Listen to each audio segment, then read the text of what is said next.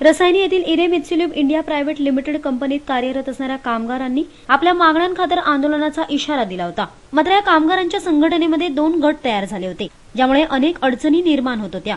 या परिस्थितीवर नियंत्रण आणण्यासाठी माननीय विवेक पाटील यांना कामगारांनी आमंत्रित केलं। यानंतर माननीय विवेक पाटील यांनी आपल्या कामगार क्षेत्रातील अनुभव आजमावून कंपनीमध्ये तयार झालेल्या 2 गटांना एकत्रित आणलं। एकत्रित आणून त्यांच्याशी मॅनेजमेंट समोर चर्चा केली। या चर्चेदरम्यान कंपनीतील कामगारांच्या मागण्या पूर्ण करण्याचं आश्वासन देखील देण्यात आलं। या प्रसंगी माननीय विवेक पाटील यांनी कामगारांना मार्गदर्शन करून मेहनत आणि चिकाटीने काम करण्याचा सल्ला दिला। आज जर आपल्या न्याय मागण्या पूर्ण झाल्या नसत्या तर आज आपण इथं आंदोलन करणार होतो, पण मॅनेजमेंटने आपण दिलेल्या नोटिसीची दखल घेतली। काल जवळजवळ 2 तास चर्चा करून आपले जे महत्त्वाचे प्रश्न आहेत ते सोडवण्यामध्ये जवळजवळ आपल्याला यश आलेलं आहे असं म्हणायला हरकत नाही।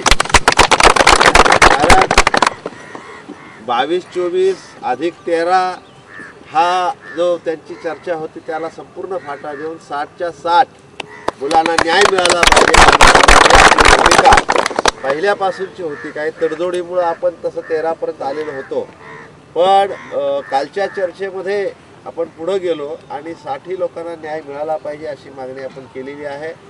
आणि ह्या 60 लोकांना 100% न्याय आपण मिळवलेला आजही आहे।